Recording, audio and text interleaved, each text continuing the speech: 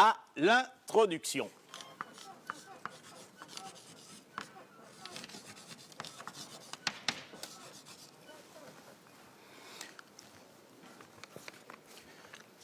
Après avoir frôlé la catastrophe de 1962 à travers la crise de Cuba, le monde connaît jusqu'en 1975 une période de répit qu'on peut également appeler période d'apaisement, communément appelée la détente. Cette période se caractérise par une reprise de dialogue entre les deux grands, à savoir les États-Unis et l'URSS, une tentative de limitation de la course aux armements et par une coopération économique sans pour autant mettre un terme à la guerre froide. Dès lors, comment analyser les relations Est-Ouest de 1962 à 1975? Au cours donc de notre étude, nous présenterons d'abord les origines, puis les manifestations et enfin les limites de la détente Est-Ouest. Nous allons donc noter, grand 1, les origines de la détente. Les origines de la détente. En situation classe, j'aurais dû vous dire, prenez le document 1 et collez-le dans vos classes. Le document 1, c'est la course, a pour titre la course à la supériorité nucléaire. Ce document est une caricature, elle nous montre ce qu'on appelle communément les deux cas. À votre gauche, vous avez Nikita Khrouchtchev, secrétaire général du PQS, et à votre droite, vous avez Kennedy.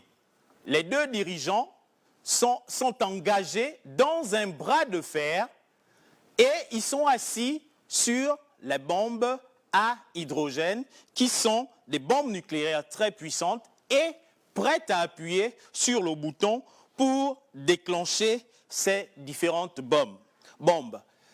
L'idée ici qui ressort de ce document est donc l'équilibre de la terreur. Donc, en tant que première origine, nous allons donc retenir l'équilibre de la terreur. C'est quoi l'équilibre de la terreur? D'où vient l'équilibre de la terreur? Depuis la crise de Cuba a révélé aux deux grands les risques énormes que faisait courir à leur pays et au reste du monde la détention d'armes nucléaires. L'équilibre de la terreur pousse donc les deux grands à s'entendre en raison du potentiel destructeur de leurs armes respectives et pour éviter l'apocalypse nucléaire. Aussi, du côté américain, ils vont donc s'engager dans une doctrine de représailles massives. Ils vont abandonner la doctrine de représailles massives pour adopter celle de la riposte graduée, c'est-à-dire en cas d'attaque nucléaire, ils s'engagent à répondre avec une intensité comparable à celle de l'agresseur au lieu d'utiliser tout leur arsenal militaire. Nous passons donc à la deuxième origine qui sont donc les difficultés économiques. Les difficultés économiques sont dans les deux bords. En URSS, nous avons les tâtonnements en matière économique se poursuivent, le niveau de vie des populations diminue et celles-ci s'enlisent dans la pauvreté. L'URSS a besoin de l'aide économique des Occidentaux pour acheter les céréales et les produits finis. Du côté des États-Unis, il y a également des problèmes économiques. Donc, face aux problèmes socio-économiques que rencontraient les États-Unis dans leur pays, vous avez le problème des Noirs, le racisme, vous avez la dévaluation du dollar, qu'on a appelé la fin de la convertibilité du dollar en or, et la concurrence des produits japonais et européens. Les Américains éprouvent donc des difficultés à financer la course aux armements. L'URSS est donc, pour les Américains, un marché potentiel pour les produits américains. Troisième cause, nous allons donc parler de la fissuration des blocs. Cette fissuration des blocs, également, comme nous venons de le voir sur le plan économique, se fait également des deux côtés, aussi bien à l'ouest qu'à l'est. À l'ouest, le bloc est affaibli par l'attitude du général de Gaulle, qui, revenu au pouvoir en 1958, affirme l'indépendance de la France. Il refuse l'alignement de son pays sur la politique des États-Unis. Pour continuer toujours dans cette fissuration des blocs, dans un premier temps, il poursuit la création d'une force nucléaire française. Il va donc obtenir la bombe A en 1960 et la bombe H en 1968. Dans le même temps, il décide de quitter le commandement intégré de l'OTAN le 7 mars 1966. Cette décision effrite donc la cohésion et la solidarité politico-militaire du bloc de l'Ouest. Il poursuit cette politique de contestation de la domination américaine lors de son voyage au Cambodge en 1966. Il va donc critiquer la politique américaine lors de la guerre du Vietnam. À l'Est, les craquements du bloc se vérifient à travers la politique de déstalinisation en URSS. Si Khrouchtchev la considère comme un support pour sa coexistence pacifique, la Chine de Mao Zedong pense que c'est du déviationnisme par rapport au marxisme-léninisme pur et dur. Les Chinois vont reprocher également à Khrouchtchev d'avoir lâché Cuba lors de la crise de 1962. Toujours dans le même bloc de l'Est, les pays de l'Europe de l'Est qui sont dans le bloc soviétique et en leur tête l'URSS vont donc commencer à essayer d'avoir leur indépendance vis-à-vis de l'URSS. Voici donc les trois idées qui soutiennent les origines de la détente. Nous allons les rappeler, nous avons l'équilibre de la terreur sur le plan militaire, sur le plan économique, nous avons la coopération économique et sur le plan politico-diplomatique, nous avons la fissuration des blocs. Nous allons ou encore appeler crise interne. Après donc avoir vu ces origines, nous allons maintenant aborder les manifestations. Grand 2, les manifestations de la détente.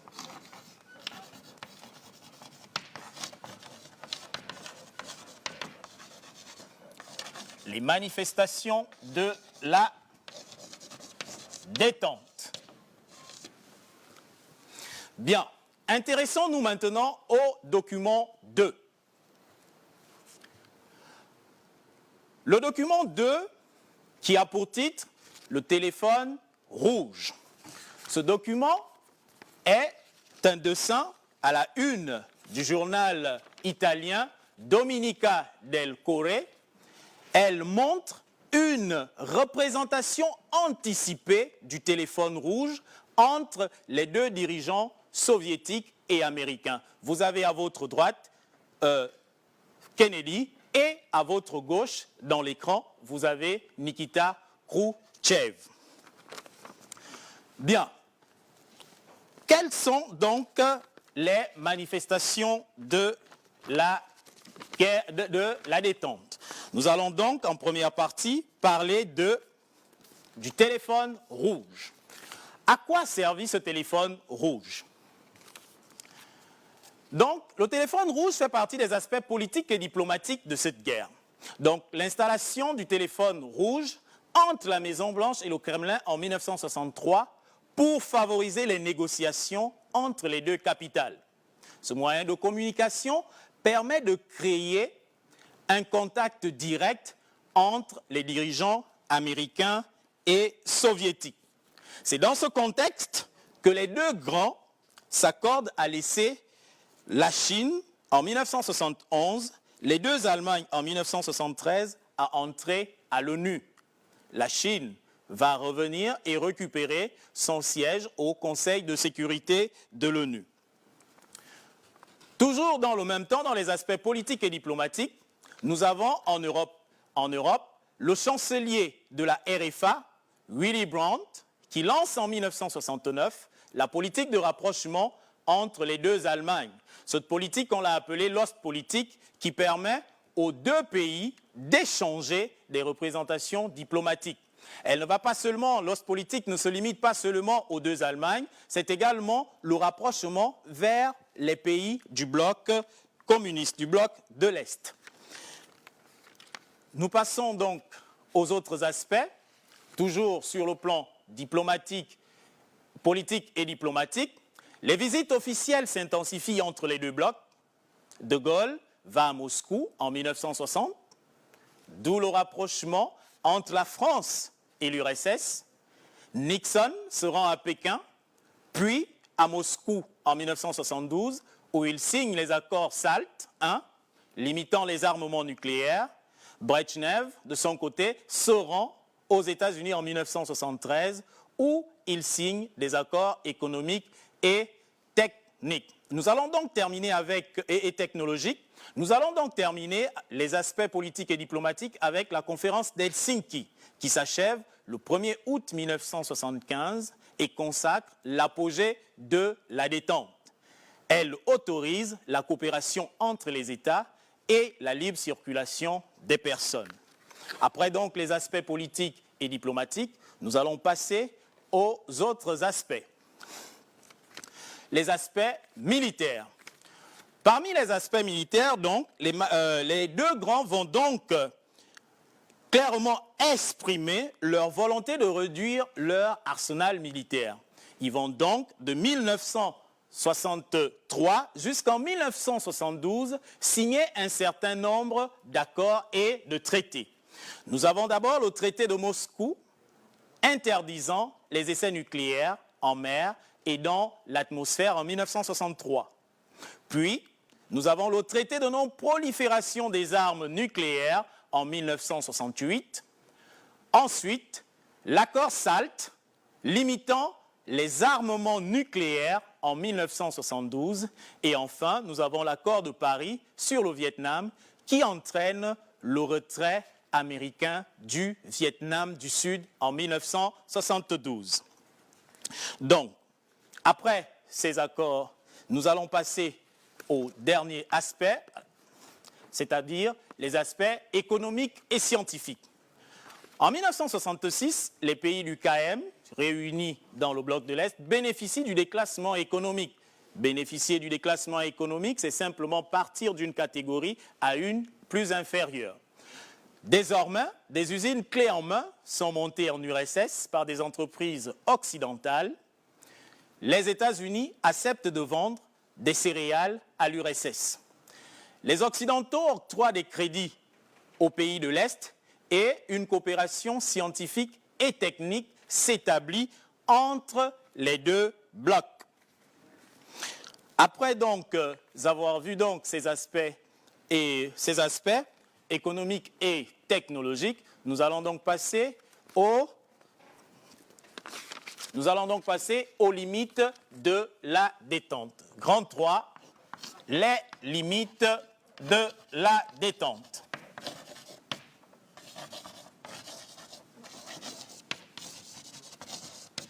Les limites de la détente. Nous allons donc tout à l'heure exploiter le document 3. Ce document 3, la guerre du Vietnam. Lorsque vous regardez ce document, c'est une photographie. Elle nous montre des enfants vietnamiens fuyant les bombardements américains. Vous avez ici l'image de cette fille, Nick Yuk, sévèrement brûlée au napalm, une bombe incendiaire infligeant les brûlures du 3e et du 4e degré. Cette image a fait le tour du monde et suscité l'indignation de l'opinion. Poursuivons. Donc, au niveau des limites, nous avons donc les accords signés entre les deux blocs n'atteignent pas les objectifs escomptés. On peut citer entre autres le traité de Moscou de 1963, les accords d'Helsinki de 1975, ce qui explique la persistance des tensions idéologiques. Dans le même temps, Khrouchtchev est limogé, Brejnev renforce la présence, son remplaçant, renforce la présence du communisme dans le monde, la présence des communistes dans le monde.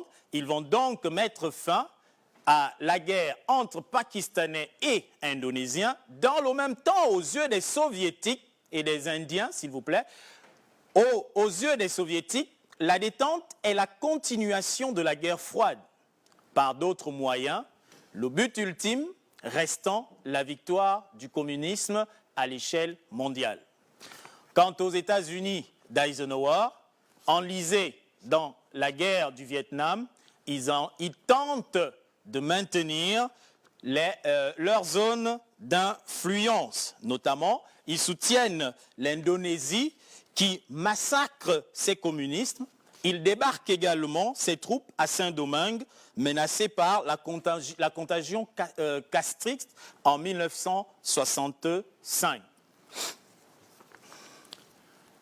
Les limites se poursuivent toujours par la multiplication des conflits périphériques.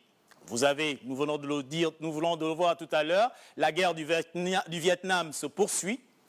Les conflits israélo-arabes également. Nous avons notamment la guerre de 6 jours, du 5 au 10 juin 1967, et celle du Kippour en 1973. Les limites de la détente vont donc s'achever également avec la course aux armements qui va s'intensifier. Les deux superbes puissances se dotent des puissants arsenaux jusqu'au début des années 70 où la parité nucléaire semble s'installer.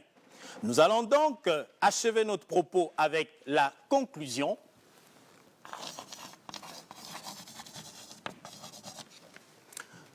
Conclusion. Nous allons donc dire en définitive que la détente est une période d'accalmie ayant permis de libérer le monde du spectre d'un apocalypse nucléaire, même si celle-ci a montré quelques limites. Toutefois, les deux grands retombent dans un regain de tension que l'on va appeler la guerre fraîche et qui débute en 1975. Nous venons donc d'achever notre leçon. Nous allons vous laisser une évaluation, notamment une dissertation de type 3. Celle-ci est la suivante. Sujet de type 3. Sujet de type 3.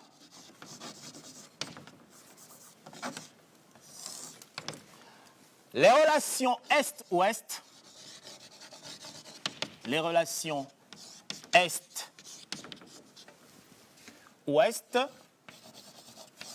de 1962 à 1975. C'est une dissertation, un sujet de type 3, que vous allez donc essayer de traiter chez vous. Prochainement, nous allons certainement y revenir pour le résoudre. Nous n'allons pas vous quitter, chers élèves, sans pour autant vous demander de toujours respecter les mesures de distanciation sociale. Restez confinés chez vous, mais ne confinez pas vos cahiers. Ayez toujours votre bavette, toussez dans le creux de vos mains, lavez-vous les mains et respectez toujours 1 mètre de distance entre vous lorsque vous sortez si nécessaire. Bien, à la prochaine. Ciao, ciao.